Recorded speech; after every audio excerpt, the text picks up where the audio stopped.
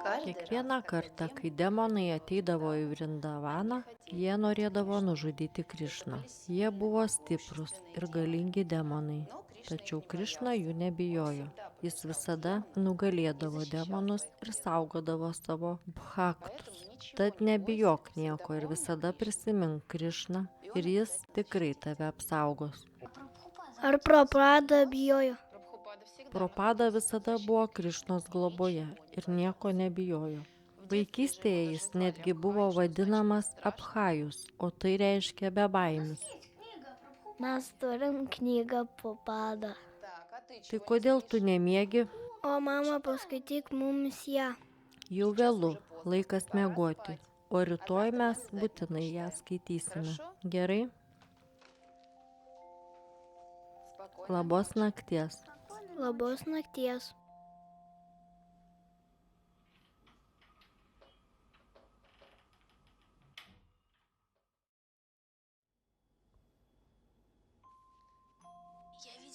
Mačiau ją lentynėje.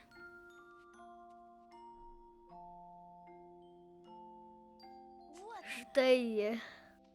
Parodyk man, palauk čia ir nuotraukų. Pažiūrėkime.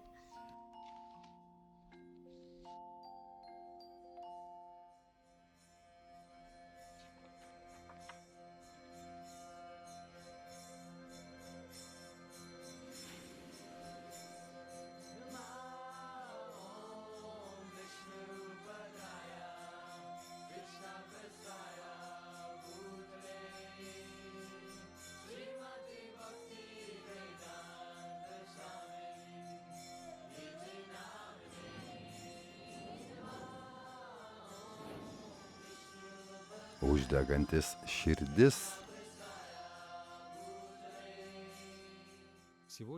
Šiandieną daugelio pasaulio miestų gatvėse galima pamatyti spalvingais indiškais drabužiais apsirengusių žmonių procesijas. Jie šoka neįprastais būdais ir gieda įvairias indiškas mantras, šlovindami dievą Krišną. Dar visai neseniai niekas nežinojo apie Krišną. Vardas Krišna reiškia visų patraukliausias dievas.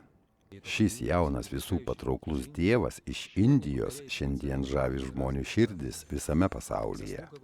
Už tai nuopelnai priklauso pagyvenusiam klajojančiam vienuoliui iš Indijos vardu Bhaktivedanta Svamis Prabhupada.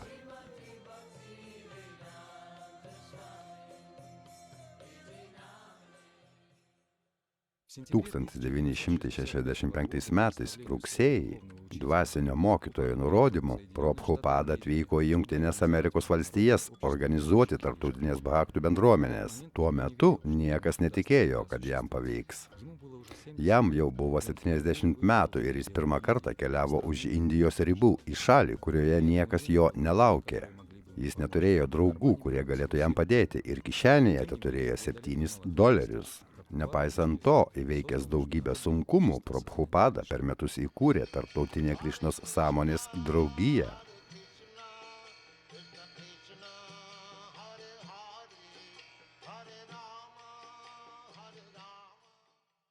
Atvykti į Ameriką 70 metų ir skelbti Dievo mokymą, neturint pinigų ir draugų. Tam pajėgus arba beprotis, arba šventasis.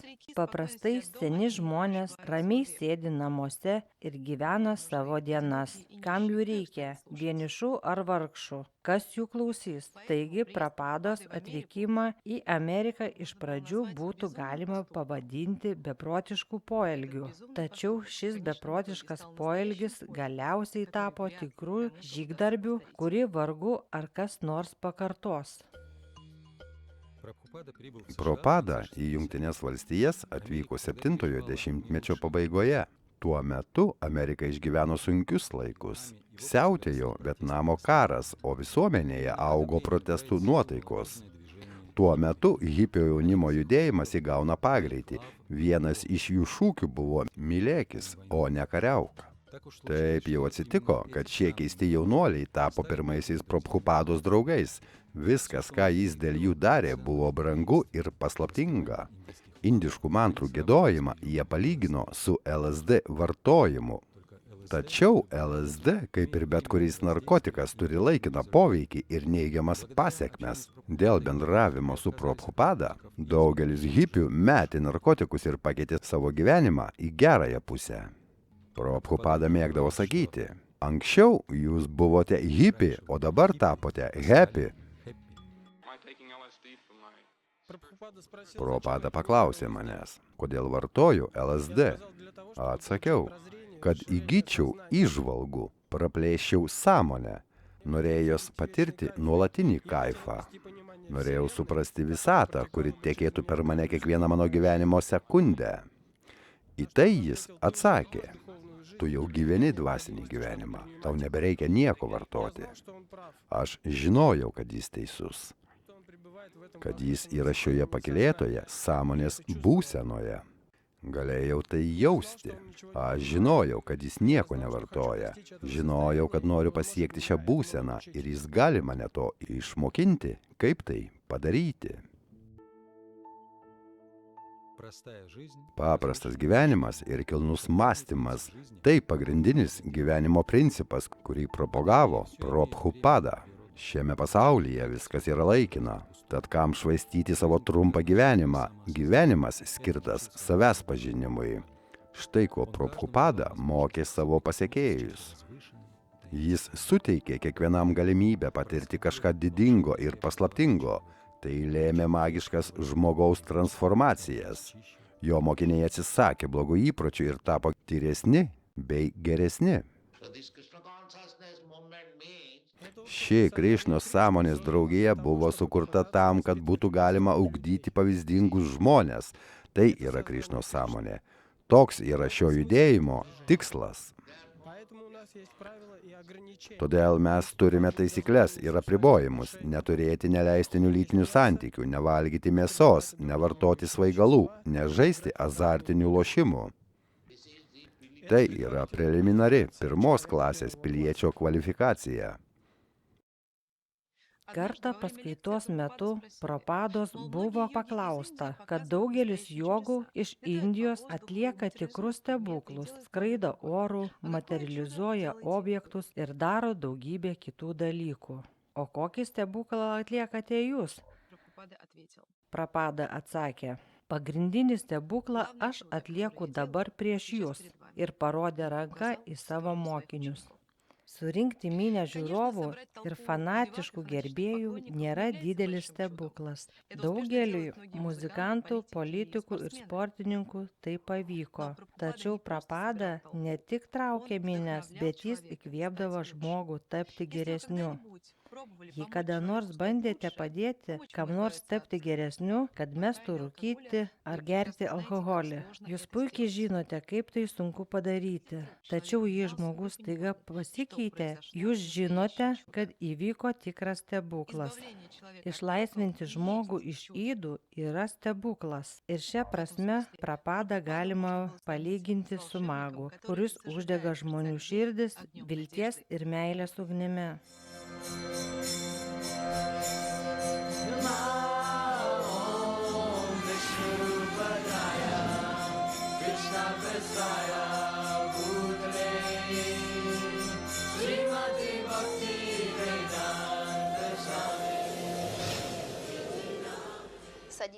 Patogiai atsisėskite, pradėsime skaityti. Greičiau ateik čia, aš jau čia. Ar žinojote, kad Prabhupados atvykimas į Ameriką nebuvo atsitiktinis? Jis tam ruošėsi visą gyvenimą. Ir tik patyręs daugybę išbandymų ir sunkumų, jam pavyko įgyvendinti savo svajonę. O dabar apie tai paskaitysime. Prabhupada gimė Kalkutoje 1896 metais, rugsėjo 1 dieną. Jis buvo vardu Abhajus. Jo tėvas buvo Gormakhandė, o motina Rajani. Pagal bengalų tradiciją tėvai pasikvietė astrologą į savo namus, kad šis sudarytų jų vaikui horoskopą. Tėvai labai apsidžiaugė išgirdę palankės prognozes. Astrologas išpranašavo, kad sulaukęs 70 Abchajus perplauks vandenyną, atidarys 108 šventiklas ir taps didžiu religiniu pamokslininku. Abchajaus tėvas buvo sėkmingas audinių pirklys. Dalį savo pajamų jis aukojo šventyklai, kurioje garbinamas viešpats Krišna.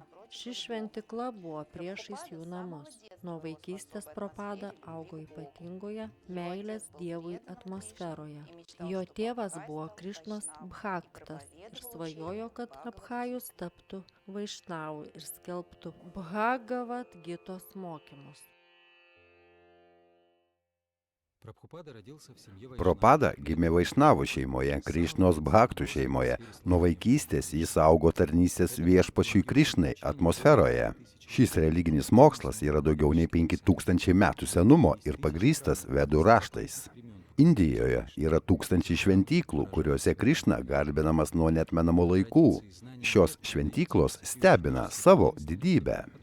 Tradiciškai vedų žinios perduodamos per mokinių seką iš mokytojo mokiniui. Prabhupada priklausė viena iš tokių linijų Gaudija Sampradaja.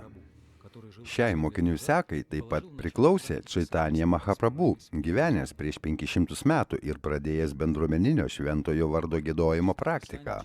Remdamasis vedų raštais, Čaitanija įrodė, kad bendruomeninis Hari Krišnos mantros giedojimas yra veiksmingiausia priemonė pasiekti aukščiausią gyvenimo tikslą – meilę Dievui. Vėliau šį mokymą visoje Indijoje paskleidė Prabhupados mokytojas Bhaktivedanta Sarasvati ir pats Prabhupada atskleidė šias žinias visam pasauliui. Jūs įkūrėte Hari Krišnos judėjimą maždaug prieš 7 metus, 67 metais. Trumpai tariant, kas tai per judėjimas? Šio judėjimo tikslas tame, kad pažadinti Dievo sąmonę. Skirtumas tarp žmogaus ir gyvūno yra tas, kad gyvūnas negali suprasti Dievo. O jei žmogus nesupranta ir Dievo, tai jis yra gyvūnas. Supratau. Taigi jūsų judėjimas padeda žmonėms suprasti Dievą. Taip. Jūs sakote, kad Krišnos sąmonė yra ta pati absoliuti Biblijos, Korano, Toros ir vedų raštų tiesa. Taip. Bet kuri religija yra Dievo supratimas. Aš tai suprantu, bet ar nemanote, kad semdamiesi tiesos iš įvairių šaltinių, tokių kaip Biblija, Koranas ir kiti, ar nesusidurėte su prieštaravimais šiuose filosofijose? Ne, nematau jokio prieštaravimo, nes bet kurios religijos galutinis tikslas yra Dievas. Taigi, jūs turite stengtis suprasti Dievą ir pamilti jį. Jūs galite naudotis bet kokiu religiniu procesu. Jei pasieksite savo tikslą ir suprasite, kas yra Dievas, ir stengsitės jį mylėti, tuomet jūsų gyvenimas bus tobulas. Vedų žinios atėjo pas mus iš neatmenamų laikų. Todėl natūralu, šiuolaikiniams žmonėms ši kultūra atrodo keista ir egzotiška. Prabhupados mokymas unikalus tuo, kad jis sugebėjo pritaikyti šias senovinės žinias vakariečiams, nekeisdamas jų pirminės reikšmės. Anksčiau ši filosofija buvo sudėtinga ir tik nedaugelis ją vadovavosi. Tačiau šiandien Prabhupados dėka žmonės iš viso pasaulio tampa viešpaties Krišnos pasekėjais. Kai pirmą kartą sutikau Krišniukus, buvau labai nustebęs. Man iš tikrųjų buvo nesuprantama, ką visa tai reiškia. Šis keistas giedojimas gatvėje, neįprasti drabužiai, nusiskustos galvos. Visa tai šiek tiek keista, bet kuo daugiau aš sužinojau apie šį judėjimą, tuo daugiau radau panašumų su savo ankstyvosios krikščionybės supratimu. Būtent paprastas gyvenimas, ne kaupimas, užuojauta visoms gyvoms būtybėms, viskuo dalinimosi principas, mylėti ir gyventi džiaugsmingai, Aš nustebęs, kaip vieno žmogaus mokymai paveikė šitiek daug žmonių gyvenimų.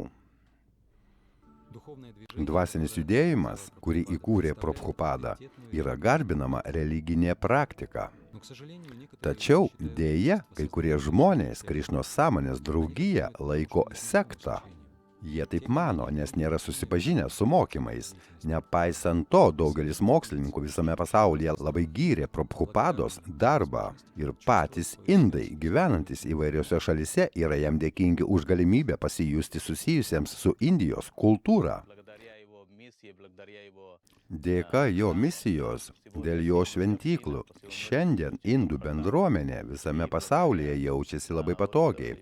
Dėl jo mokymų, dėl jo pasekėjų, dėl jo šventyklų laikosi savo tradicijų ir kultūros net už Indijos ribų.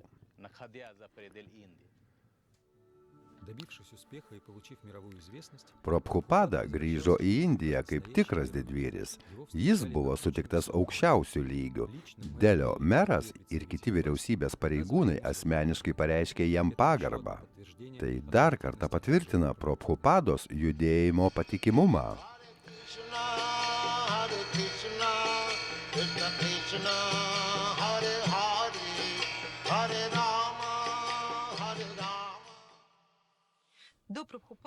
Iki Prabhupados joks kitas Indijos filosofas, mokslininkas ar jogas nebuvo pasiekęs tokios sėkmės vakaruose. Jis nuolat plėtė savo pamokslavimą ir svajojo atvykti į Rusiją. Nedaugelis žino, kad hinduizmas turi gana senas šaknis Rusijos istorijoje. Indijos ir Rusijos hinduizmo tyrinėtojas Džanas Kadzaras teigia, kad Krišnos ir kitų Indijos dievų garbinimas Rusijoje buvo praktikuojamas prieš kelis šimtmečius. Tai liudija rusų menininko ir vedų rašytojo Emeliano Kornejevo graviūra nutapyta Astrachanėje 1809 metais. Graviūra vaizduoja tradicinį hinduistų garbinimo ritualą. Panašius ritualus šiandien galima pamatyti Krišnos šventyklose. Šios scenos autentiškumą patvirtina ir panašus menininko Geislerio eskizas, sukurtas 18 amžiaus pabaigoje. Savo kelionių užrašuose Piteris Simonas Palasas išsamiai aprašo dievybių stovinčių ant altoriaus pasirodymą ir garbinimo ceremoniją. Verta paminėti, kad Krišnos garbinimas Rusijoje prasidėjo 1649 metais, kai Astrachanėje buvo įkurta Indijos kolonija.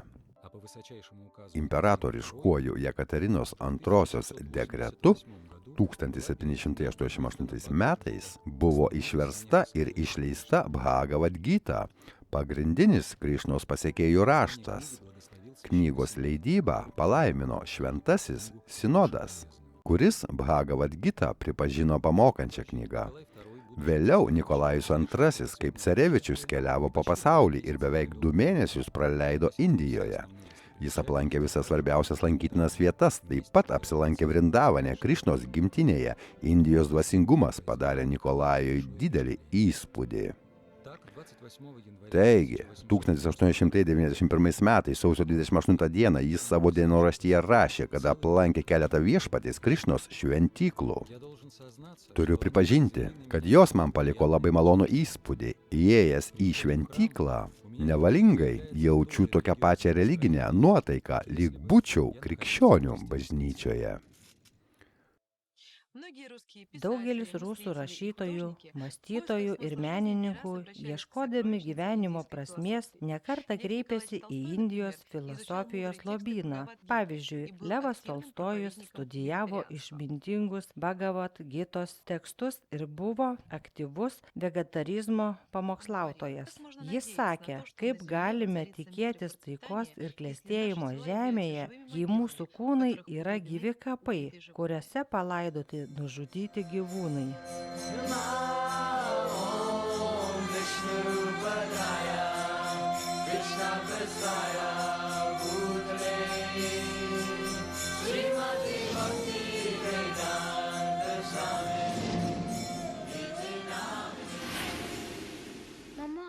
Mama papasakok man istoriją apie tai, kaip Propadavos nemirė nuo šiltinės. Jūs ją jau žinote.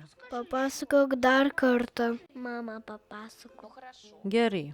Vieną dieną mažasis Abchajus per daug įsitraukė į žaidimą lietuje ir labai susirgo.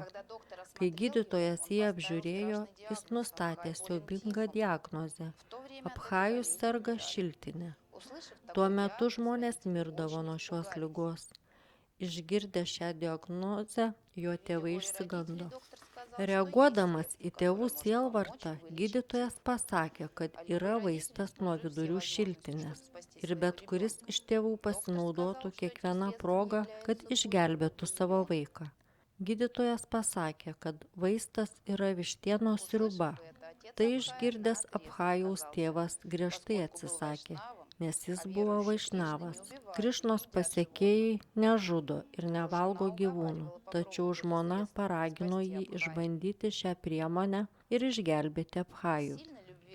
Iš didelės meilės sūnui ir žmonos įkalbinėjimo jis sutiko. Kai buvo atneštas vištienos sultinys, Abchajus atsisakė jį valgyti. Bandė jam įgrūsti į gerklę, bet niekas nepadėjo. Tai pamatęs tėvas nebegalėjo to pakęsti ir pasiėmė Abchajų. Jis paguldė jį ant viešpaties Krišnos altoriaus ir kartu su žmona pradėjo nuoširdžiai melstis. Viešpaties malonė liga išnyko, o Abchajus pasveiko. Niekas netikėjo, kad tai įmanoma ir visi stebėjosi šiuo stebuklu. Mums nėra jokių kliūčių nei jūroje, nei sausumoje.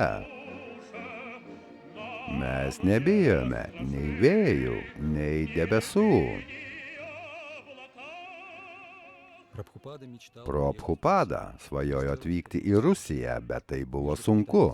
Kapitalizmas ir komunizmas kovojo dėl dominavimo, o Sovietų sąjunga buvo už geležinės uždangos. Pasaulis buvo padalintas į dvi stovyklas ir bet kurią akimirką galėjo kilti branduolinis karas. Šiuo atveju įdomus Prabhupados teiginys. Nėra tokio dalyko kaip kapitalizmas ar komunizmas, yra godumas ir pavydas. Godumas gimdo kapitalizmą, o pavydas komunizmą. Maskva ir Sovietų sąjunga buvo tarsi ideologinis centras, kur šis materializmo mokymas rado patvirtinimą pačioje sovietinėje sistemoje, sovietinėme gyvenimo būde, kai žmonės praktiškai nuo lopšio, nuo darželio iki mokyklos buvo indoktrinuojami šiomis materialistinėmis vertybėmis. Dievo nėra, sielos nėra, viskas atsirado atsitiktinai. Sovietų sąjungoje komunistų lyderiai užėmė Dievo vietą. Visur jiems buvo statomi paminklai ir biustai. Miestai ir gatvės buvo pavadinti jų vardais. Žmonės juos garbino ir šlovino kaip dievus. Tuo pačiu metu kiekvienas, kuris kalbėdavo apie Dievą, buvo laikomas bepročiu. Jie buvo gydomi psichiatrijos ligoninėse ir izoliuojami nuo visuomenės. Visas pasaulis tai žinojo. Ir vis dėlto Prabhupada troško nuvykti į Sovietų sąjungą.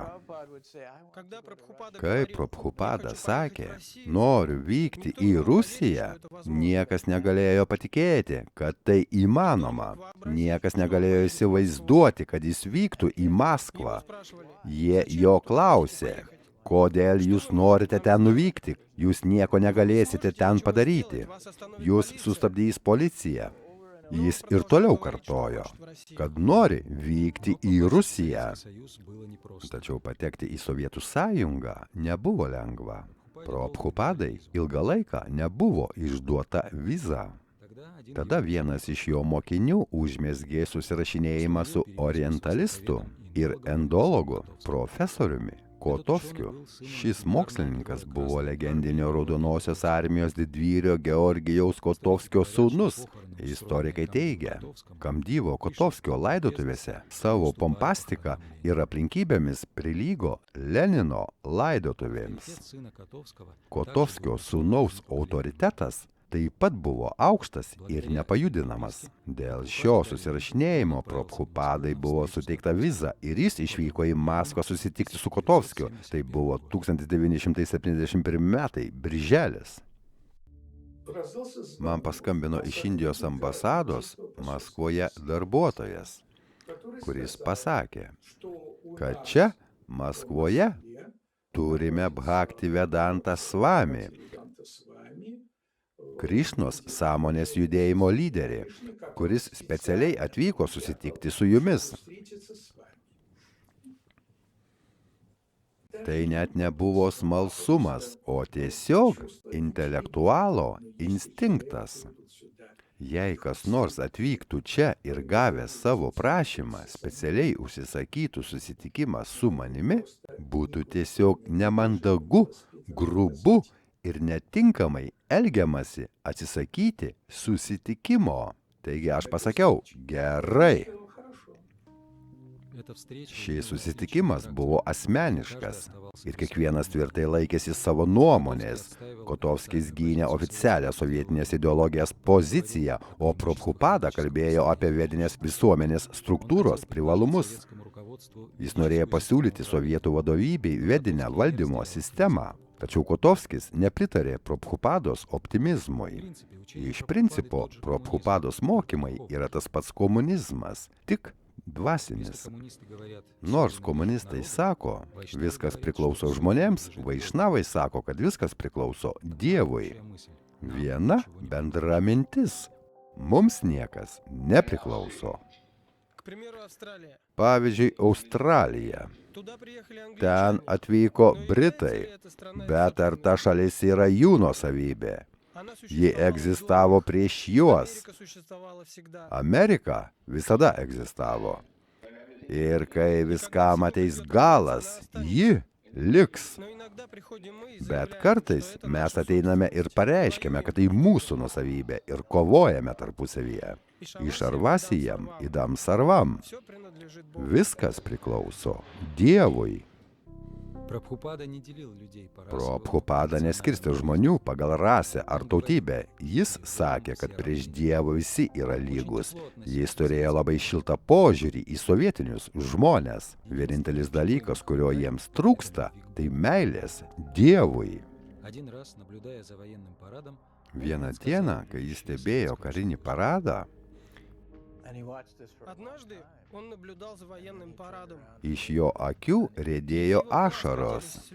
Jis pasakė, neįmanoma valdyti šalies baimės pagalba. Po 20 metų visa tai išnyks. Tada buvo 71 metai. 91 metais visa tai išnyko. Tuo metu niekas negalėjo numatyti būsimo sovietinės ideologijos žlugimo. Režimas atrodė amžinas ir nepajudinamas. Veikia milžiniškas ideologinis aparatas, skiepijęs idėjas visoje visuomenėje. Tačiau faktas lieka faktu. Prabhupados pranašystė išsipildė. Maskvoje, kaip paprastas turistas, jis vaikščiojo pilkomis ir nuobodžiomis gatvėmis. Jis turėjo tik 5 dienas pradėti savo judėjimą į SSSR. Tačiau laikas bėgo ir jo viltis išblėso. Jo planai atrodė neįmanomi. Prabhupadai Maskvoje buvo daug sunkiau nei Amerikoje. Čia buvo uždraustas bet koks religinis pamokslavimas. Jo rankos tiesioginė prasme buvo surištos.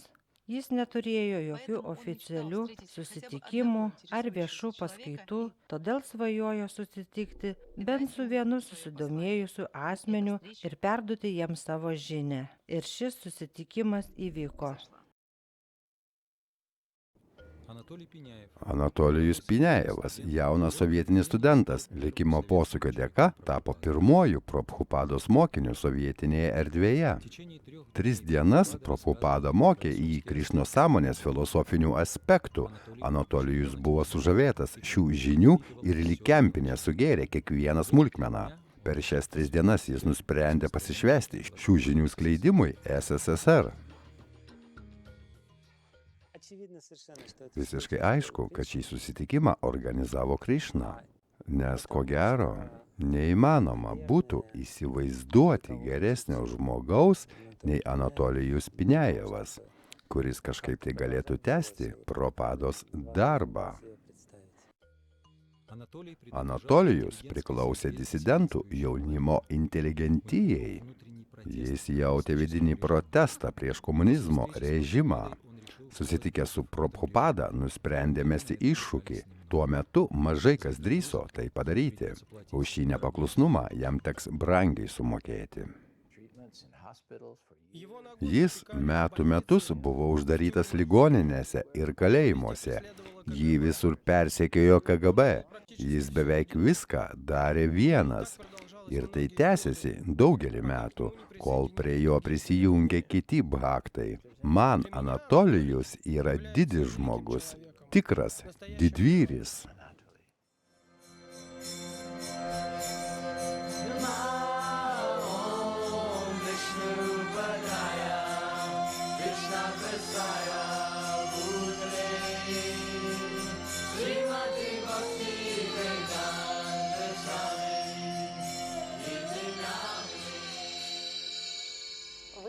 Indijoje daugelis miestų švenčia vežimų šventę, vadinamą Ratha Jatra.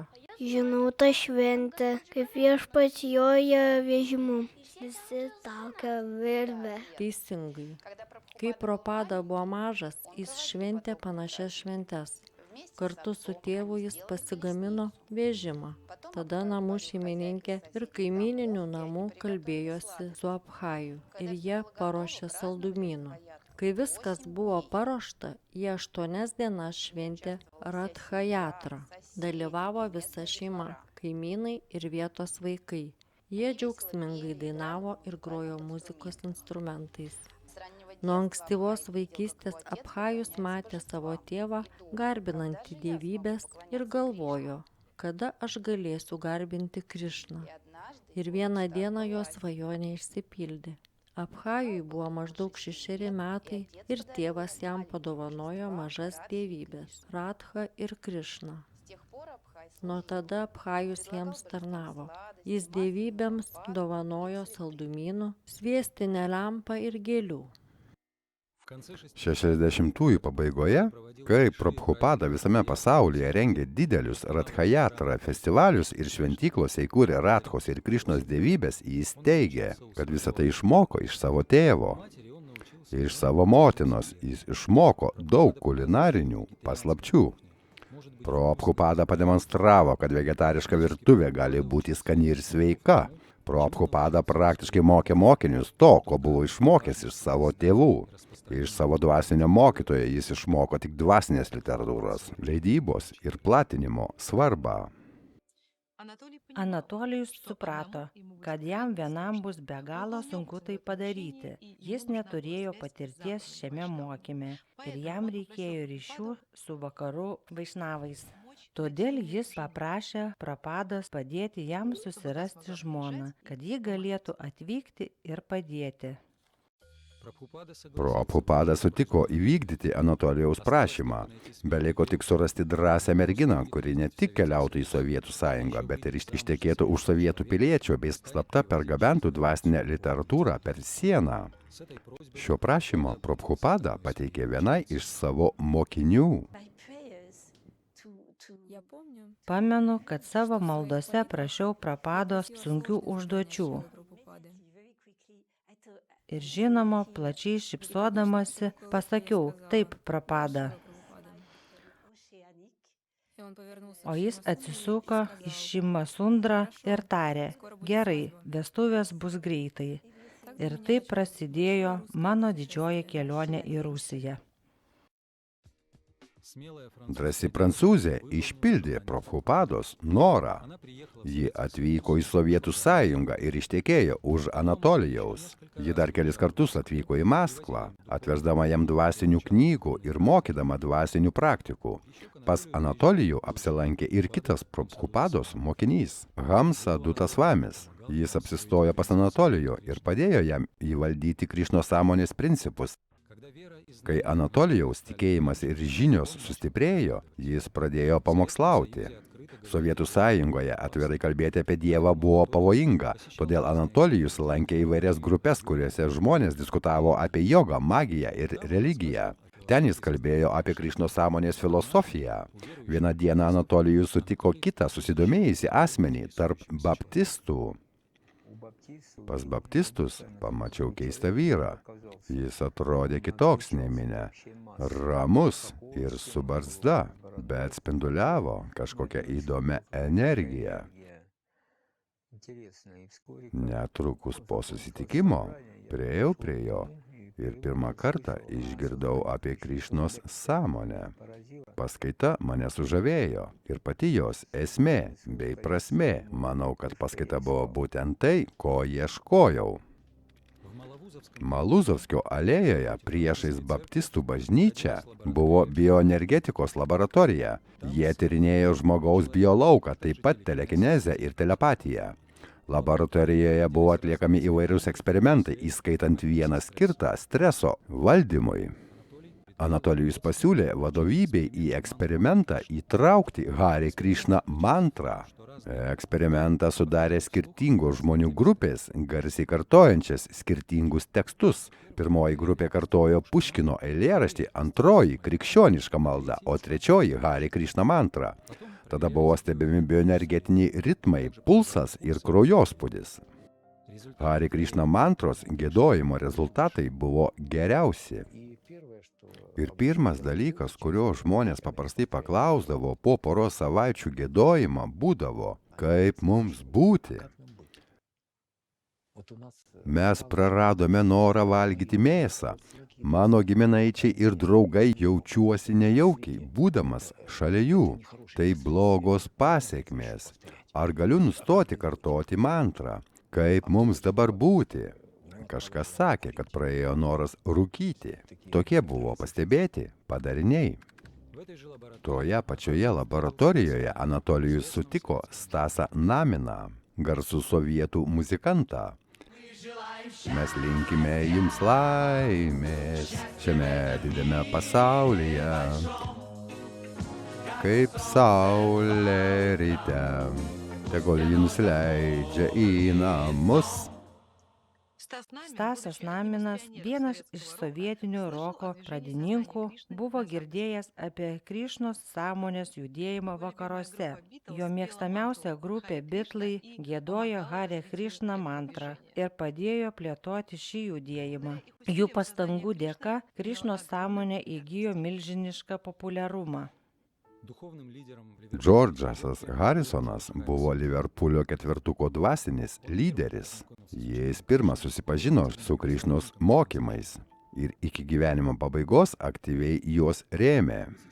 1973 metais Harisonas padovanoja savo Londono dvarą Krišnos bhaktams. Dabar ten stovi šventykla.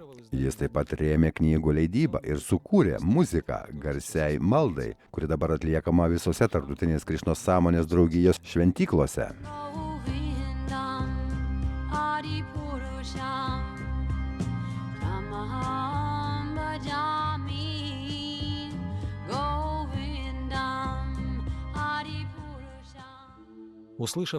Iš Anatolijaus išgirdęs Krišnos sąmonės filosofiją, Stasas buvo labai sužavėtas. Jis visą naktį pasakojo apie Krišnos mokymą savo grupės muzikantui Vladimirui Sachorovui. Po kurio laiko Kanadoje Vladimiras gavo iniciaciją iš Prabhupados ir tapo antruoju jo mokiniu sovietmečiu. Iki 80-mečio vidurio Krišnos sąmonės mokymai ėmė plisti visoje Sovietų sąjungoje. Pirmiausia, Maskvoje, Sankt Peterburge, Baltijos šalyse, tada Kijeve, vėliau Minske ir kitur, kaip revoliucija išplito, taip ir čia. Tik čia, galima sakyti, yra dvasinė revoliucija. Ir be ginklų, be šaudimo, be šių intelektualinių dalykų. Kitaip nei Leninas, kuris sakė, kad jokia revoliucija neįvyksta be kraujo praliejimo. Prabhupada teigia priešingai, pagrindiniai pokyčiai turi įvykti širdyje. Jis gynė ahimsos, nesmurtinio pasipriešinimo principą. Jo mokiniai ir pasekėjai nežudo net vabzdžių, jau nekalbant apie gyvūnus, jau nekalbant apie žmones. Žmonės, kurie gieda Hari Krišną, niekada nesutik žudyti gyvūno ar net augalo, nes žino, kad visi yra neatsiejama Dievo dalis. Kam žudyti be reikalo, jei myli Krišną? Mylėsi net mažą skruzdelę. Toks žmogus nenorės nužudyti net skruzdelės. Tai yra tikroji meilė. Ar tikite, kad Kristus pasakė, jog Krišna yra jo tėvas? Vardas gali būti kitoks. Tai kaip mūsų šalyje mes galime šią gėlę vadinti vienaip ar kitaip. Jūs ją pavadinsite kitaip, bet tema išlieka ta pati. Tačiau yra tik vienas Dievas. Dviejų dievų nebūna.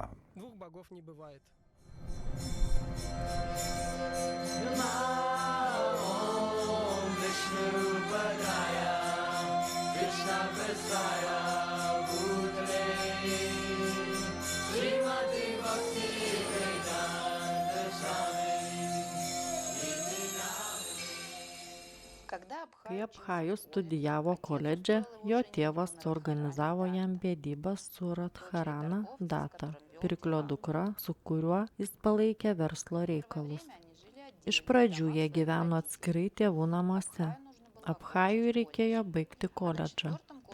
4 studijų metais Abhajus ėmė simpatizuoti Mahatmai Gandžiui ir nacionalinio nepriklausomybės judėjimui. Kai britų kareiviai sušaudė šimtus neginkluotų indų, Gandis paragino savo tautiečius dalyvauti visuotinėme pilietinėme nepaklusnume. Atsiliepdamas į Gandžio raginimą, Abhajus atsisakė savo diplomo, nes koledžas, kuriame jis mokėsi, buvo Škotijos koledžas. Netrukus po to Abhajus pirmą kartą susitiko su savo dvasiniu mokytoju.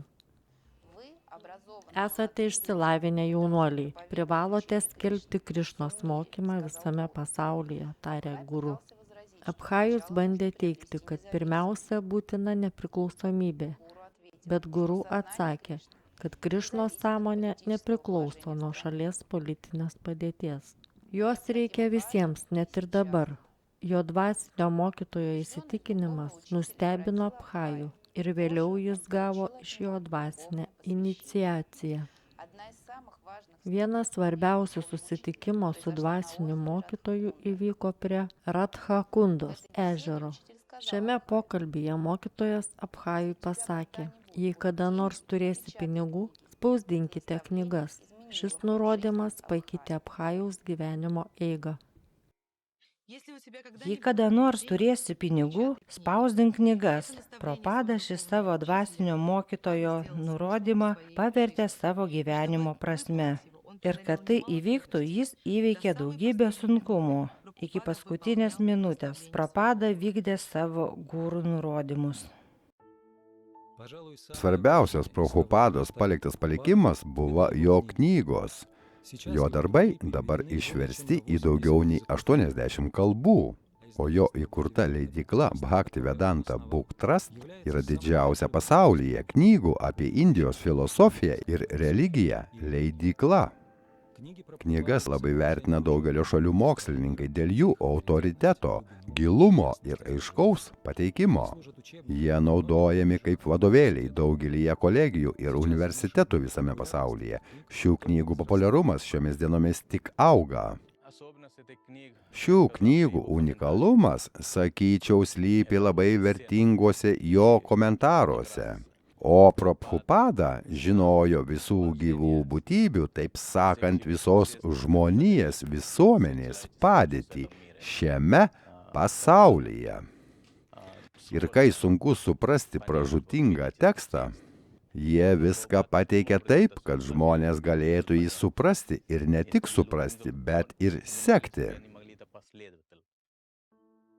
Daug Prabhupados knygų Sovietų Sąjungoje pasirodė 1976 metais. Tai tapo įmanoma Lenino bibliotekos ir jos tarptautinės knygų mainų programos dėka. Jie pasiūlė keistis komunistinėmis knygomis į knygas iš įvairių pasaulio leidyklų. Prabhupada leidykla gavo šį pasiūlymą. Leidyklos direktorius Igupalas Krišna Maharadžas išsiuntė Prabhupados knygas daugeliui Sovietų Sąjungos bibliotekų. Tai buvo pirmasis Sovietų vyriausybės žingsnis Krišnos sąmonės link. Antrasis žingsnis žengtas po metų, kai Prabhupada leidykla buvo pakviesta dalyvauti pirmojoje tarptautinėje knygų mugėje. Šis renginys turėjo parodyti, kad Sovietų Sąjunga yra atvira ir intelektuali valstybė. Idėja buvo atstovauti kuo platesniam socialistinių šalių leidėjų ratui ir ypač vertinti kapitalistinio pasaulio dalyvius. Visa tai buvo pateikta taip, tarsi Maskva taptų knygo pasaulio centru. Sovietų Sąjungos žmonės labai mėgo skaityti knygas, todėl knygų apie Prabhupadą įtraukimas į knygų mugę tapo svarbių Krišnos sąmonės raidos etapų SSSR. Prie judėjimo prisijungė naujų pasekėjų ir daugelis sovietmečių žmonių sužinojo apie šį mokymą. Buvo tiesioginė prasme daugiau nei 1000 skyrių ir departamentų, galbūt net 2000. Ir kažkaip greitai atradome šį skyrių su labai gražiais, labai didingai išleistais Šrimad Bhagavata.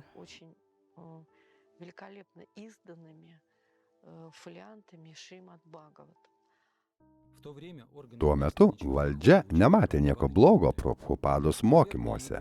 Jie tikriausiai manė, kad sovietų žmonės nesusidomės šiuo religiniu mokymu. Nors KGB visada akylai stebėjo Krišnos visuomenės vystymasi ir jie dar nebuvo kišęsi į jos reikalus. 1977 metais lapkričio 14 dieną visai tarptautinės Krišnos sąmonės bendruomeniai įvyko tragiškas įvykis. Šrila Prabhupada paliko šį pasaulį.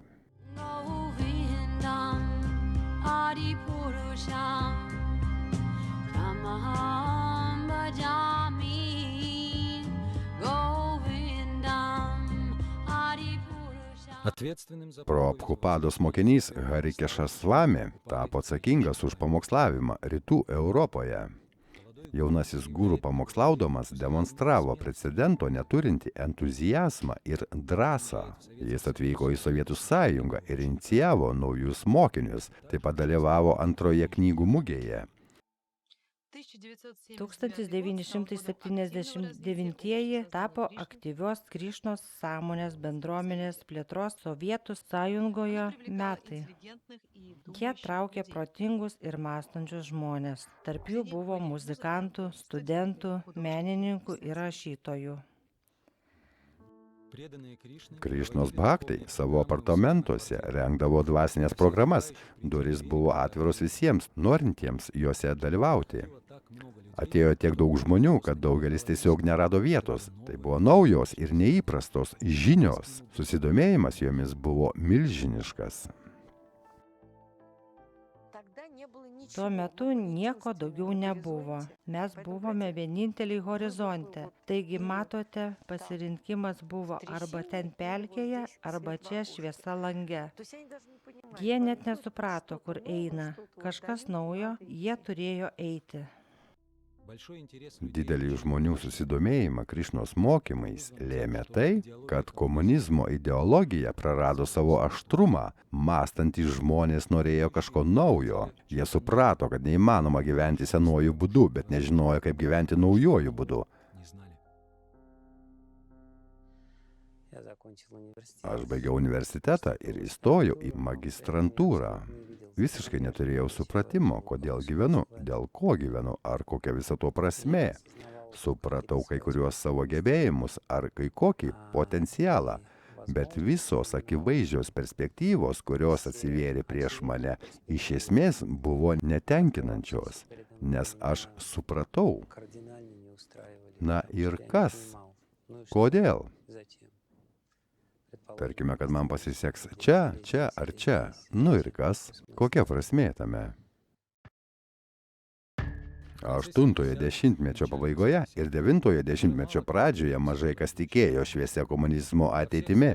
Krizė artėjo visose gyvenimo srityse – ekonomikoje, medicinoje ir švietime. Tai buvo sąstingio metas. Ir visi, taip sakant, plojo kongresų sprendimams. Tačiau tuo pačiu metu susidomėjimas dvasiniu tobulėjimu ir dvasiniu sąmoningumu buvo labai didelis, ypač tarp inteligentijos, jaunimo ir studentų. O oficialaus draudimo nebuvo ir Krišnos Bhakti pradėjo drąsiai rengti dvasinės programas įstaigose ir net viešose erdvėse. Anatolijus Pinejevas pristatė Krišnos sąmonės filosofiją, kartais jis kalbėdavo valandų valandas ir visi klausėsi su dideliu susidomėjimu. Ne todėl, kad jis buvo koks nors puikus oratorius ar pelnė plojimų, bet todėl, kad sakė gilias, apgalvotas kalbas ir kiekvienas jo žodis buvo aukso vertės. Dėl kažkokių priežasčių valdžia nesustabdė aktyvios Krišnos sąmonės, bendruomenės, plėtros. Galbūt tai buvo dėl to, kad šalis ruošiasi olimpinėms žaidynėms, o valdžia tiesiog nepastebėjo susidomėjimo naująją religiją antplūdžio. Ruošdamiesi olimpinėms žaidynėms, Sovietų sąjunga pirmą kartą ruošėsi atverti savo vartus pasauliui. Šalies vadovybė norėjo pateikti sovietinį gyvenimo būdą kaip geriausią.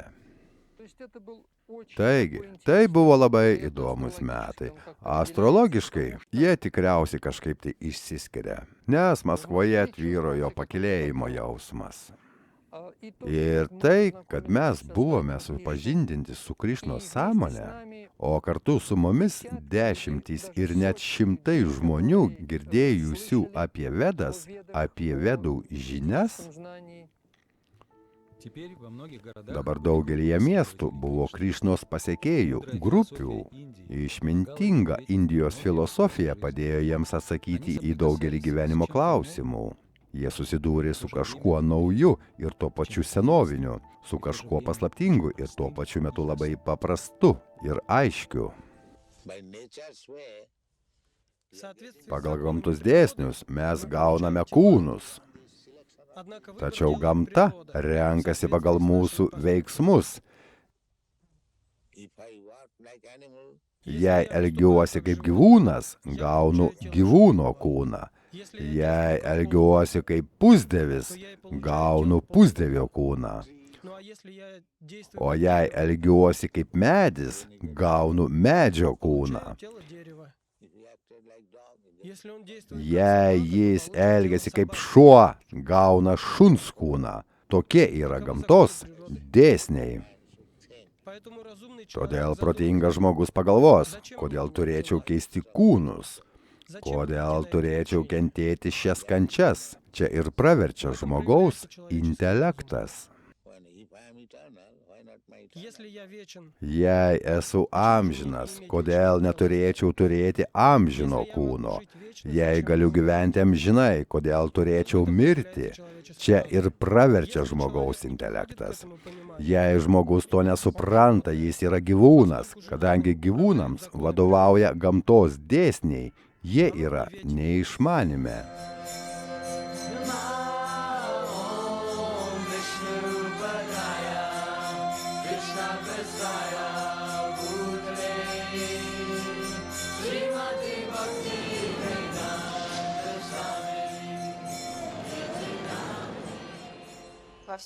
Antrojo pasaulinio karo gaisrai siautėjo visame pasaulyje. Tai buvo labai sunkus metai Indijai. Būtent šiais sunkiais laikais Prabhupada parašė ir išleido savo pirmąjį žurnalą, kurį pavadino Atgal pas Dievą. Abchajus norėjo, kad karo išvarginti žmonės į pasaulinę krizę pažvelgtų per šventojo rašto prizmę. 1947 metais Indija pagaliau išsivadavo iš Britų valdžios. Abchajus toliau rėmė savo žmoną ir vaikus, o gyveno atskirai nuo jų, pardavinėjo vaistus ir pamokslavo. Čansi mieste jis įkūrė dvasinį judėjimą, pavadindamas Atsidavusiųjų lyga. Netrukus po to jis buvo priverstas grįžti į Kalkutą, nes jo verslas buvo apiplėštas. Kalkutoje Abchajus tęsė pamokslavimą. Jis sukvietė draugus į savo namus ir kalbėjo apie Krišnos mokymus. Jo žmona ir kiti šeimos nariai nepritarė šiems susitikimams. Tuo metu jie gėrė arbatą. Jų šeimos dvasinis gyvenimas pakrypo konflikto link. Vieną dieną Abchajus grįžo namo ir nerado Šrimat Bhagavot knygos. Jo žmona prisipažino, kad ją iškeitė į sausainius su arbata. Abchajus buvo šokiruotas. Tai buvo paskutinysis kantrybės lašas. Jis pasitraukė iš šeimos gyvenimo ir atsidėjo dvasinės literatūros studijoms ir rašymui. Tuo metu jam buvo 54 metai. Olimpinės žaidynės tapo viso ideologinio spektaklio žinomo kaip komunistinė laimė kulminacija. Tai buvo toks ryškus įvykis, kad žmonės vis dar jį prisimena su nostalgija. Olimpinių žaidynių uždarimo ceremonijoje į dangų pakilo jų talismanas, olimpinis lokys. Daugelis sovietinių žmonių negalėjo sulaikyti ašarų. Jie atsisveikino su juo, bet tuo metu dar nesuprato, kad atsisveikina ir su viltimi į šviesesnę ateitį. Greitai tirpsta stebuklų laikas. Olimpinių žaidynių metu Sovietų Sąjungoje atsirado daug disidentų grupių ir įvairių draugijų, kurios priešinosi vyriausybei. Bet koks laisvas mąstymas nesusijęs su komunistinė ideologija buvo laikomas ideologinių vakarų sabotažu. Krišnos sąmonės draugija taip pat buvo įtraukta į šį organizacijų sąrašą. KGB pradėjo aktyvų ideologinį valymą. 1980 metais rudenį KGB pirmininkas Andropovas, kalbėdamas Sovietų Sąjungos komunistų partijos centrinėje kontrolės komisijoje, pareiškė: Tarptautinė Krišnos sąmonės draugija siekia nukreipti savo pasiekėjus nuo dalyvavimo socialinėje, politinėje ir dabartinėje veikloje link misticizmo, atmesdama komunistinę ideologiją ir socialistinę valstybę. Vėliau žurnale Komunist buvo išspausdintas ilgas KGB pirmininko pavaduotojo Žegunajevo straipsnis. Šis straipsnis buvo skirtas vakarų ideologiniam ardomajam vykdymui.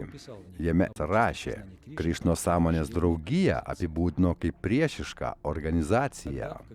Tuomet KGB sukūrė specialią grupę skirtą kovai su naujais religiniais judėjimais pavadinimu Poisk. Nuo tos akimirkos ramus Krišnos pasiekėjų gyvenimas baigėsi. Jiems prasidėjo naujas laikotarpis, kurio metu jie bus persekiojami, užgauliojami ir areštuojami. Pirmasis valdžios įsikišimas įvyko Rygoje. Ten Krišnos pasiekėjai surengė programą tiesiog pionierių namuose. Valdžia nutraukė programą ir sulaikė visus dalyvavusius, o dvasinis mokytojas Harikešas Vaimis buvo deportuotas iš SSR. Panašiai buvo nutraukta ir programa viename bute Maskvoje. Renginys buvo sausakimšas. Abiejuose kambariuose vyko pamokslas. Aš buvau viename, o Vedūra kitame. Ir staiga duris atsidarė, įėjo keli vyrai civiliais drabužiais. Su jais buvo milicininkas. Visi likite savo vietose. Kas čia per susibūrimas? Pasiruoškit dokumentus. Panašus reidai prasidėjo visose butuose, kur rinkdavosi Krišnos bhaktai. Jie buvo sulaikyti, o tada išsiuntė laiškus įmonių, kuriuose dirbo vadovybei. Šiuose laiškuose buvo reikalaujama švietėjiško darbo ir socialistinės sąmonės žadinimo. Tiesa ta, kad aš dirbau TSKP kunigaikščio socialinių mokslų akademijos mokslinio ateizmo institute. Ten dirbau nuo 1976 metų iki 1991 metų, o 9-ojo dešimtmečio pradžioje tapau mokslinio ateizmo instituto informacinio biuletenio vykdomuoju sekretoriumi. Šis leidinys buvo platinamas partijos komitetams, pradedant nuo partijos komitetų iki sąjunginių, respublikų, komunistinių partijų. Pagrindinis šio biuletenio tikslas buvo suformuoti vieningą politinę nuomonę visoje Sovietų sąjungoje. Jau pačiuose pirmosiuose šio biuletenio numeriuose buvo neigiamos informacijos apie Krišnos sąmonės bendruomenę. Manau, kad ši medžiaga buvo pagrįsta KGB paieškos grupės parengtomis ataskaitomis ir turėjo sukelti gana priešišką reakciją tarp partinių organizacijų ir per jų įtaką visuomeniai bei visiems sovietų piliečiams susijusiems su Krišnos sąmonės draugija, su Šrilos Prabhupados sukurtais ir skelbiamais mokymais.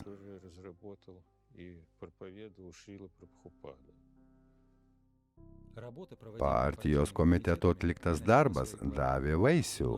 Daugelis žmonių, kurie susidomėjo Krišnos mokymu, ėmė bijoti ir nustojo lankyti bhaktų susirinkimus. Turėjau draugą, kuris pasakė, ką tik sužinojau, kad rajono komitete komjaunimo nariai, taip sakant, jiems pasakė, kad tai yra kenksmingos organizacijos, kad su jomis reikia kovoti ir kad apskritai turi būti labai atsargus. KGB organai norėjo kontroliuoti ir žinoti viską, kas vyko Krišnos sąmonės bendruomenėje. Jie gąsdino ir verbavo informatorius. Tada vieną gražią dieną pas mane atėjo KGB pareigūnai. Buvau iškviestas į prorektoriaus kabinetą ir mes kalbėjomės, kur man buvo pasiūlytas pasirinkimas – Krišnos sąmonė arba bendradarbiavimas su KGB, taip sakant arba. Toks pasirinkimas buvo siūlomas visiems dalyvausiems Krišnos sąmonės programuose.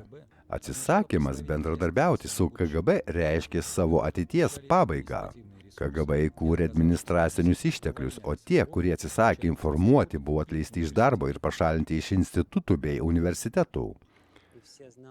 Ir visi žinojo, kad KGB anksčiau ir vėliau ateis. Visi naudojosi kodu, niekas nieko nesakė telefonu ir visi kalbėjo kažkokiamis užšifruotomis frazėmis. Visi žiūrėjo vienas į kitą ir bandė išsiaiškinti, kas tarp mūsų yra KGB agentas. Nepaisant KGB spaudimo, drąsūs bhaktai ir toliau susitikinėjo ir puoselėjo susidomėjimą Krišnos mokymais, tačiau tai darė ne taip atvirai kaip anksčiau. Susitikimai buvo diskretiški ir vykdavo tarp artimų draugų. Tai nuostabu, visi vis dar rengdavosi į 10, 20, 30 žmonių grupės. Rengdavo programas, garsiai dainuodavo ir elgėsi keistai. Šiuo atveju, nepaisant grasinimų, Krišnos bhaktai tęsė savo kelią ir todėl šios programos turėjo ypatingą pikantiškumą. Kaip sakoma, uždraustas vaisius saldus. Šiuo atveju šį patarlį pasitvirtino. Nepaisant grasinimų, Krišnos bhaktai tęsė savo kelią. Pagrindinis valdžios skundas buvo tas, kad draugija buvo neįregistruota. Tada Krišnos pasekėjai nusprendė užsiregistruoti.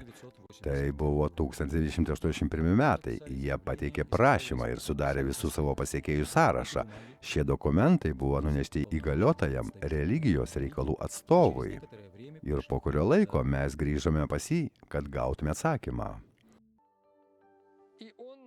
Jis labai tvirtai ir aiškiai pasakė, kad nėra jokių klausimų apie mūsų registraciją, nes ši religija skelbia principus priešiškus socialistiniai ideologijai ir socialistiniai sistemai. Visa ši organizacija, Krišnos sąmonės draugija, tariamai finansuoja CŽV ir jos tikslas sunaikinti sovietinę sistemą ir sovietinę visuomenę. Maždaug taip.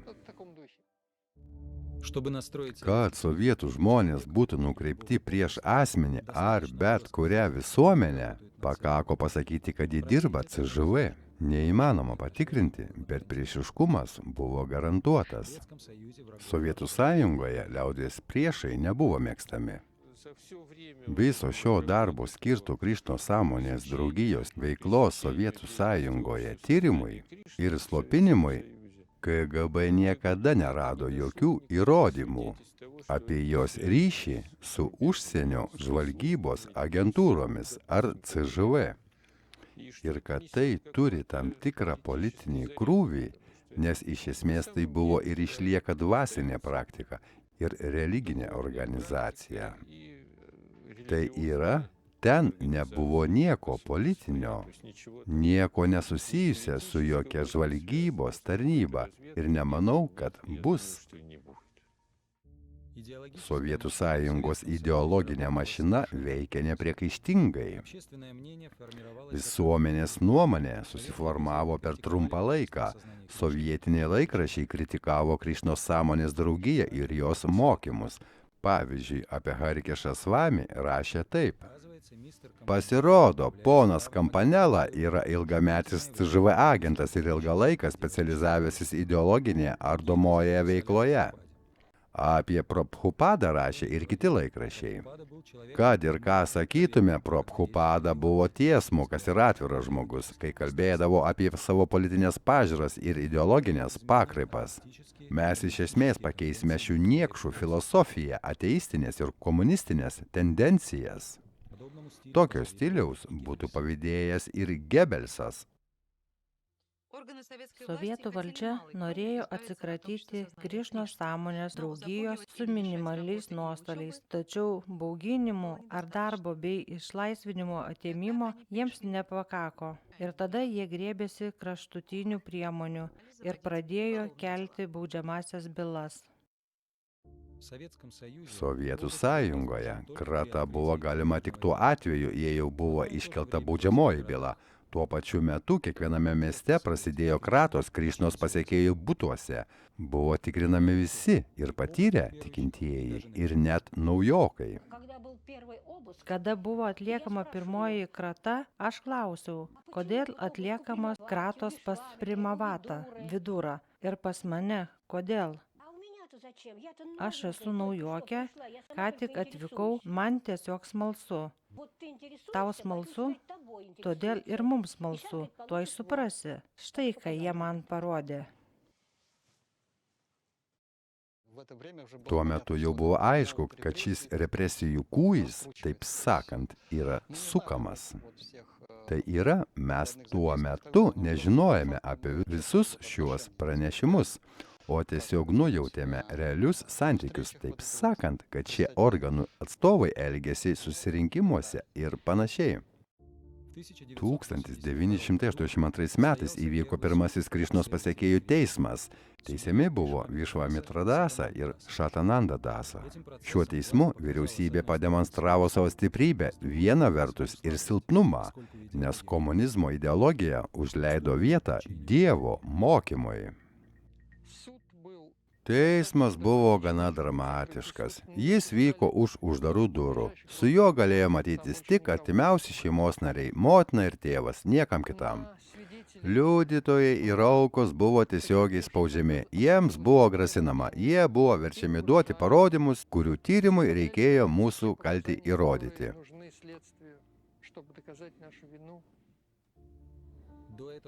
Iki šio teismo Krišnos pasekėjai buvo kelis kartus teisti už valkatavimą, tačiau šį kartą Višvamitra ir Satananda buvo teisiami už religinę veiklą.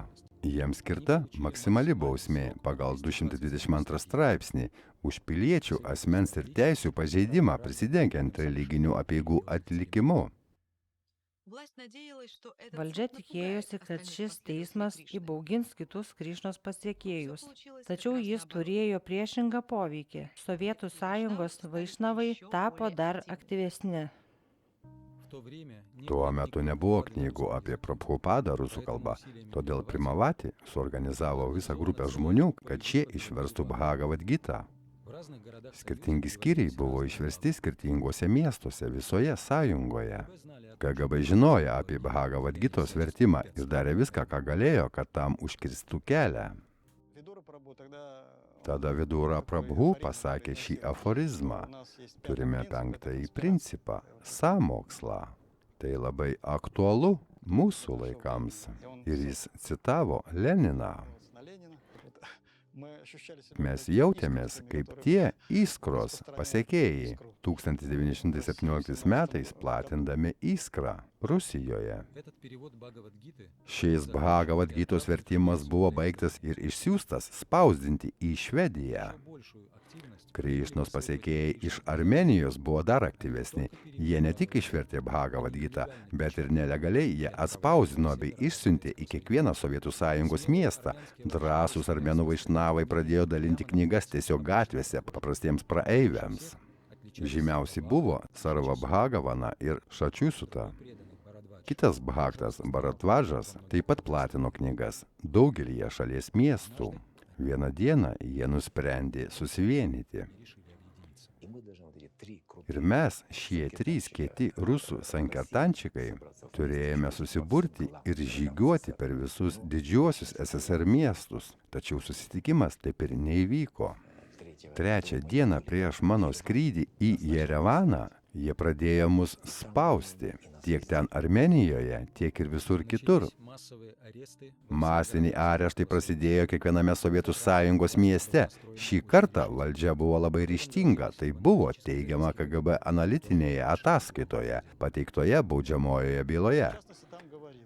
Konkrečiai jame buvo teigiama, kad 1980 metais KGB ir Vidaus reikalų ministerijoje buvo sukurta grupė pavadinimu Poisk.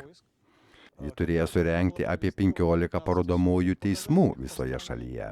Taip pat buvo įvardyti miestai, kuriuose turėjo vykti teismai.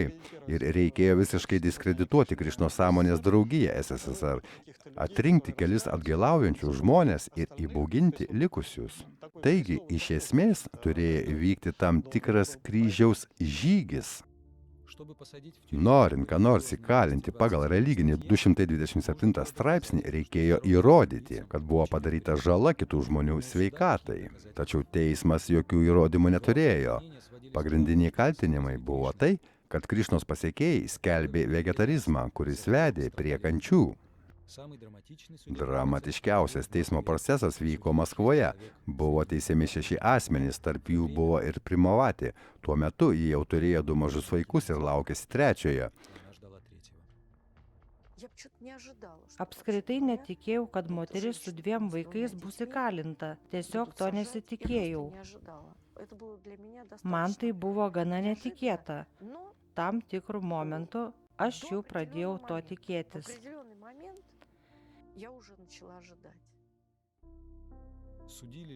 Žmonės buvo teisiami už tai, kad buvo vegetarai. Tai galėjo nutikti tik Sovietų Sąjungoje. Advokatė pagyvenusi moteris teismo metu kelis kartus nualpo. Tai buvo dramatiška situacija.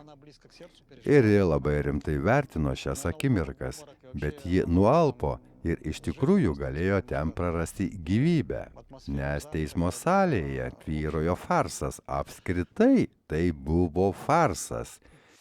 Iš esmės, teismas kaip farsas, taip sakant, komedija.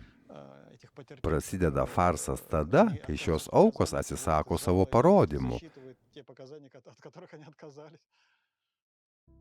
Jos pašalinamos iš teismo salės ir jų atsiimti parodymai įskaitomi.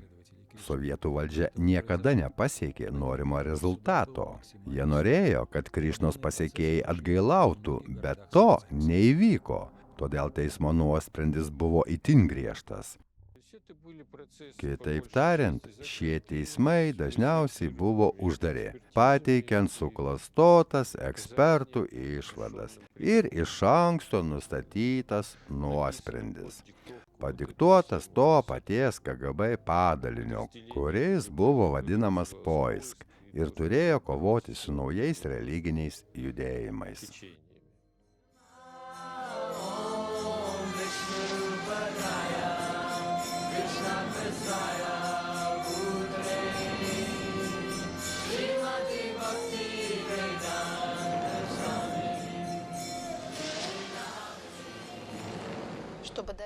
Kad pasiektų savo tikslą, Prabhupada patyrė daug sunkumų. Jo literatūros leidykla kainavo brangiai. 1950-ieji Abchajui buvo labai sunkus. Palikęs šeimą jis pradėjo gyventi kaip keliaujantis pamokslininkas, benamis ir bereikiamos paramos. Neturėdamas pinigų drabužiams, jis žiemos mėnesiais vaikščiojo be paltų. Abchajus kreipėsi įvairius žmonės ir prašė aukų leidyklai. Atsiliepė nedaugelis, todėl jis mokėjo spaustuviai nedidelėmis sumomis. Vieną dieną spaustuvės savininkas paklausė Abchajaus, kodėl jis taip sunkiai dirba, nepaisant didžiulių sunkumų. Propada jam atsakė, tai mano misija. Kai tiražas buvo paruoštas, Abchajus pats vaikščiojo po miestą, pardavinėdamas žurnalus. Jis surinko pajamas naujam pastatui. Abchajui būnant Vrindavane, sapne jam pasirodė dvasinis mokytojas ir paprašė priimti sanjasą, visiškai atsisakyti visko ir atsiduoti Dievui. Netrukus po šio sapno Abchajus priima sanjasą ir gauna naują vardą Bhaktivedanta. Sovietiniams vaišnavams įkalinimas buvo ypatingas išbandymas. Daugelis armėnų ir ukrainiečių Krišnos pasekėjų buvo kankinami psichiatrijos ligoninėse. Jų atmintis buvo ištrinta psichotropiniais vaistais. Sargybiniai kankino Šačiustą. Žinodami, kad jis vegetaras, jie siūlė jam tik mėsą, kurios jis atsisakė. O ne šiai Primavati atėjo laikas gimdyti. Jau jaučiu, kad tuoj gimdysiu, o ten viena moteris, nepatikėsite, buvo mano kameroje ir visi ten buvo. Ji pagimdė tiesiai į klozetą.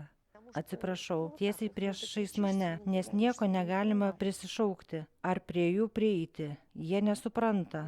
Ji pagimdė tualete ir aš pasakiau, nenoriu gimdyti kaip ta moteris. Gimė mergaitė vardu Marika. Kadangi nėštumas įvyko kalėjime, mergaitė gimė silpna, o gydytojai diagnozavo širdies ligą. Kalėjime Krišnos pasekėjai toliau pamokslavo. Už tai jie buvo nekartą baudžiami, o Višvametra vėl buvo teisiamas ten pat kalėjime.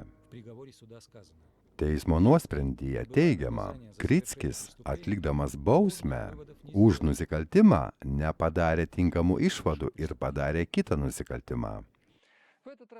Šį kartą niekas nespaudė, niekas nedarė jokio spaudimo ar šantažo.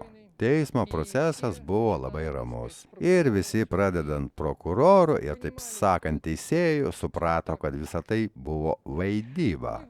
Jie turėjo oficialų pretekstą, kad aš tiesiog toliau skelbiu įsitikinimus, už kuriuos buvau nuteistas. Taigi, iš tikrųjų, antrasis teismas buvo, iš dalies teisingas. Ir aš ten taip pat sąžiningai pareiškiau, kad nelaikau savęs kaltu, aš tikiu, kad Vedantos mokymai, Krišnos mokymai yra naudingi, palankus. Ir savotiškai pamokslavau teismo metu, sakydamas kalbą. 9-ojo dešimtmečio viduryje visa sovietinė visuomenė laukė pokyčių. Į valdžią atėjo Michailas Gorbačiovas ir pradėjo perestroiką. Jis kalbėjo apie žodžio laisvę ir demokratiją. Vakaruose vienas Prabhupados Kirtirač Prabhu pasekėjas pradėjo kampaniją, skirtą sovietų bhaktų išlaisvinimui. Įvairiose šalyse vyko mitingai ir protestai. Vakarų žiniasklaida pranešė apie įkalintus Krišnos bhaktus, įsikišo tarptautinės žmogaus teisių organizacijos. Tarptautinė Krišnos sąmonės draugija per pasaulinę bendruomenę paragino sovietų valdžią paleisti Krišnos bhaktus. Tačiau Sovietų sąjunga ignoravo šiuos raginimus. Laikraščiuose ir toliau pasirodė neigiami straipsniai, o represijos tęsiasi. Sovietų sąjungoje buvo daugybė kvailysčių. Ir viena iš jų buvo vaikų laikymas kalėjime. Būtent dėl šios kvailystės Primavati dukrai buvo lemta mirti. Kai jis susirgo, jie greitai pakėlė ir išvežė į ligoninę. O tada kelyje, dar nepasiekus ligoninės, ji nustojo kvėpuoti.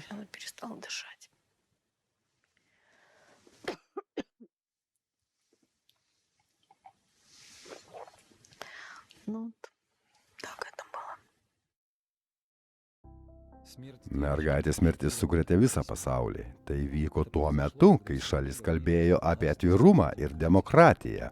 Šis tragiškas įvykis privertė visą tarptautinę bendruomenę atkreipti dėmesį į ne tik Krišnos pasekėjų, bet ir visų tikinčiųjų persekiojimą Sovietų sąjungoje.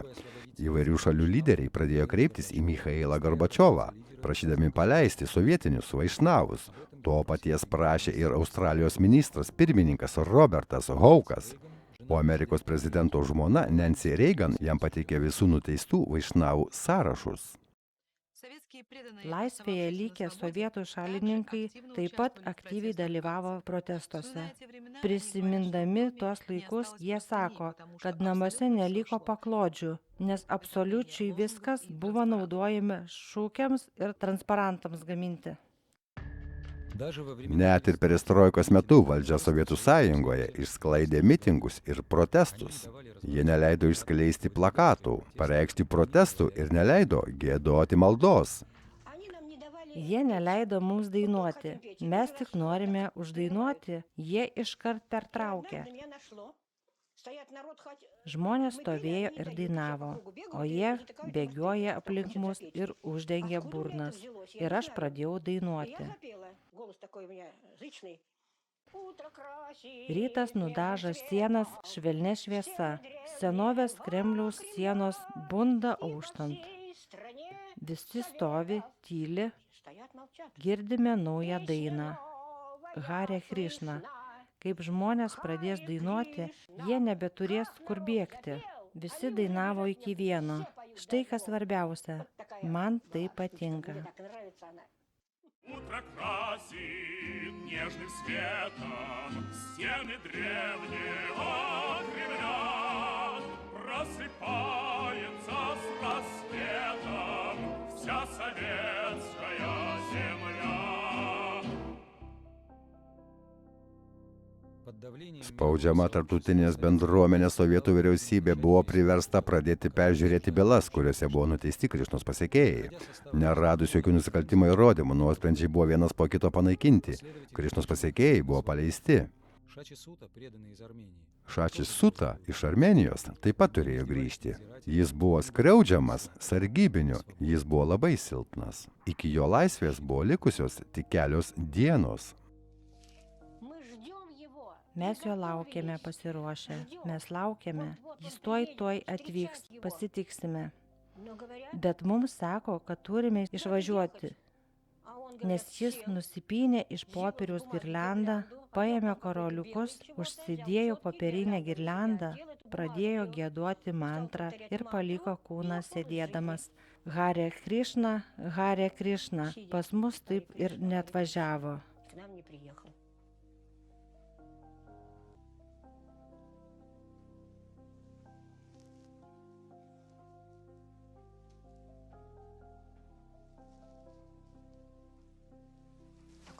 Toks Krišnos planas. Taip turi būti kažkodėl. Šačio Sutos mirtis sujaudino visų Krišnos pasekėjų ir geradarių širdis visame pasaulyje. Kitas armėnų pasekėjas, Martikas Žamkačianas, buvo mirtinai užkankintas psichiatrijos ligoninėje. Religinio pasirinkimo laisvė Sovietų sąjungoje kainavo brangiai. Dar niekada istorijoje Krišnos pasekėjai nebuvo taip smarkiai persekiojami kaip Sovietų sąjungoje.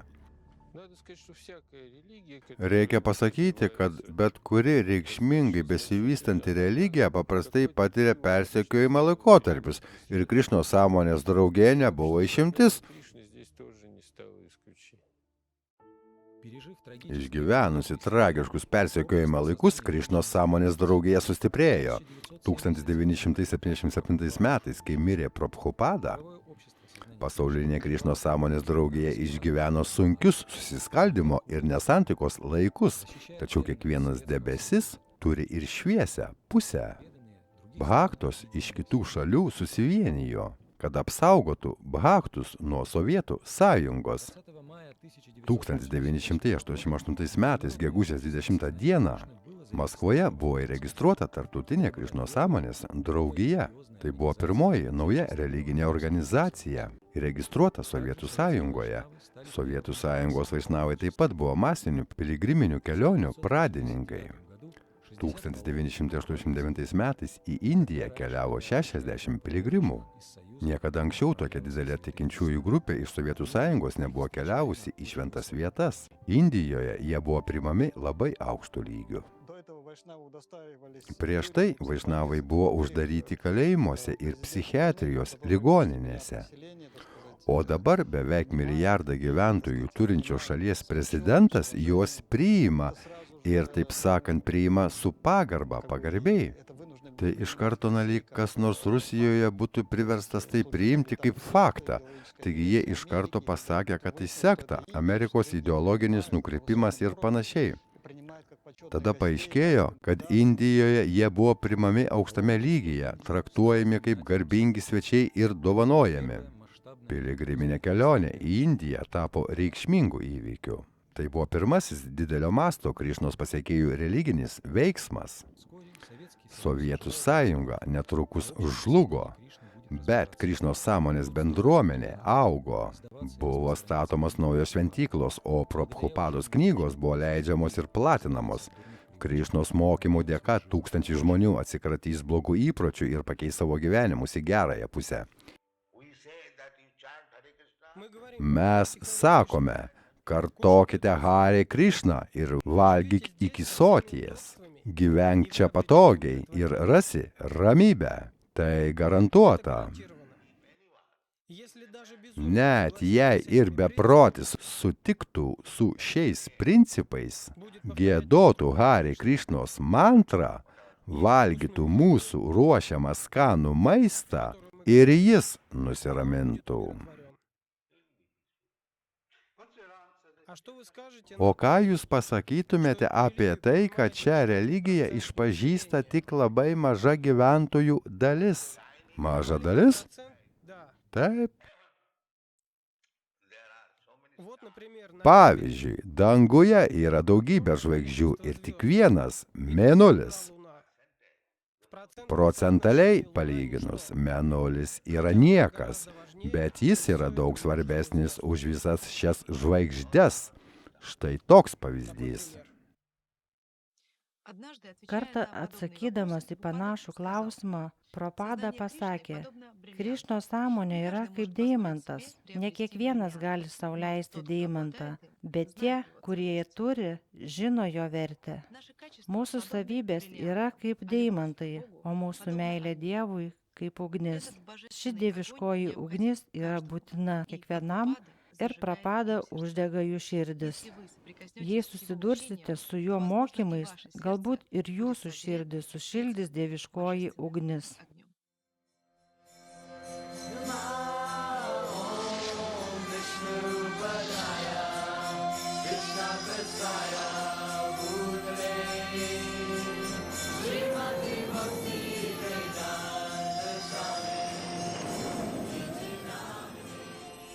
Kai Prabhupada priėmė saniasą, jis gyveno Vrindavane Radhadamadaros šventykloje. Būtent šioje šventykloje jis pradėjo versti ir komentuoti Šrimad Bhagavatą, knygas, kurios vadinamos Vedų žinių grietinėlė. Tačiau knygų rašymas buvo tik pusė darbo, jas dar reikėjo išleisti. Kaip ir anksčiau, Prabhupada ieško lėšų knygų leidybai, pats perkasi popierių, taiso galeras ir prižiūri spausdinimo procesą. Dėl savo atkaklumo jam pavyko per 2 metus išleisti didelius Šrimad Bhagavat tomus. Šios knygos padėjo Prabhudai pelnyti pripažinimą savo tautiečių mokslininkų sluoksniuose. Tačiau jam to nepakako. Jo žvilgsnis krypo į vakarus. Sužinojęs apie Prabhupados norą, ponas Ogorvalas sutinka padėti jam gauti vizą į Ameriką. Tuo metu Prabhudai buvo 69 metai. Jis turėjo 203 tomų Šrimad Bhagavat egzempliorių ir $7 grynaisiais. Mažu krovininiu laivu jis išplaukė į Ameriką, į šalį, kurioje jo niekas nelaukė. Jis tiesiog vykdė savo dvasinio mokytojo norą ir buvo įsitikinęs, kad Krišnos mokymai reikalingi visam pasauliui. Tai prasidėjo nauji nuotykiai, kurie laukė Propados Amerikoje. O kas nutiko toliau? Paskaityk, mama, dar. Mes būtinai skaitysime, bet ne šiandien, jau vėlu ir mums visiems laikas miegoti.